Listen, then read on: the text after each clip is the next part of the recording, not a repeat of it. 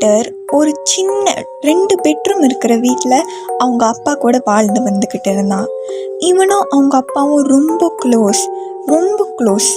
ஆனால் இவங்க அப்பா எப்போவுமே லேட் நைட் வேலை இருக்கிறனால பீட்டர் ஒண்டியாக தான் விட்டுட்டு போயிடுவார். ஆனால் பீட்டருக்கு வந்துட்டு பயம் இல்லை, ஏன்னா பீட்டருக்கு பழகிருச்சு ஒண்டியாக இருந்து. இன்னொன்று அவனுக்கு அவனே பார்த்துக்க தெரியும். ஒரு நாள் பீட்டர் தூங்கிக்கிட்டு இருக்கும்போது அவனுக்கு ஒரு கனவு வந்திருக்கு. அந்த கனவில் பீட்டரும் அவங்க அப்பாவும் மீன் பிடிச்சிக்கிட்டு இருந்திருக்காங்க. அப்போ அவங்க அப்பா என்ன சொல்கிறாருன்னா, நல்லா கேளு பீட்டர், என்ன நடந்தாலும் அந்த கதவை திறக்காதன்னு. ஒரு தடவை சொல்ல, அவங்க அப்பா ரிப்பீட்டட்லி சொல்லியிருக்காரு, நல்லா கேளு, என்ன நடந்தாலும் அந்த கதவை திறக்காத, கதவை திறந்துடாதன்னு. பீட்டர் காலையில் தூங்க எந்திரிச்சதுக்கப்புறம் அவங்க அப்பா கிட்டேருந்து ஒரு மெசேஜ் வந்திருக்கு.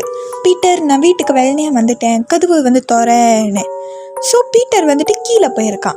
கீழே போனோடனே கதவு தட்டுற சத்தம் கேட்டிருக்கு. அந்த கதவு தட்டுற சத்தம் கேட்டிருக்கு. பீட்டர் யோசிக்கிறான், அப்பாவுக்கு தெரியும் கீ எங்கே ஒளிச்சு வச்சிருக்காருன்னு, அப்புறம் ஏன் தட்டுறாருன்னு. பீட்டர் கூப்பிட்டு பார்க்குறான், அப்பா அப்பான்னு. ஆனால் எந்த ரெஸ்பான்ஸும் வரல, கதவு தான் தட்டுற சத்தம் கேட்குது. பீட்டர் அந்த கதவுக்கிட்ட உள்ள பீப் ஹோலில் எட்டி பார்த்துருக்கான். அதில் பார்த்த உடனே அவங்க அப்பாவோட காடி தெரிஞ்சிருக்கு, அந்த டிரைவ் வேல இருந்திருக்கு. இன்னொன்று அவங்க அப்பாவோட முகம் தெரிஞ்சிருக்கு. ஆனால் அவங்க அப்பா வாய் எதுவுமே அசைக்கல, அமைதியாகவே தான் இருந்திருக்காரு.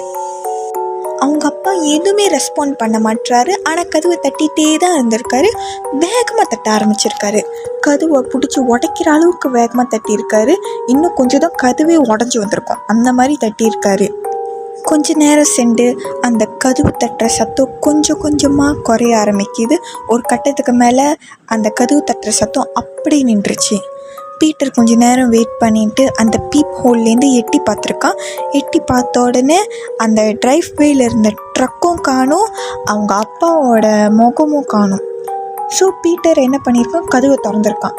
கதவை திறந்து அவன் என்ன பார்த்துருக்கானா, அவங்க அப்பாவோட தலை ஒரு குச்சியில் குத்தி வச்சிருந்தா எப்படி இருக்கும் அந்த மாதிரி இருந்திருக்காரு.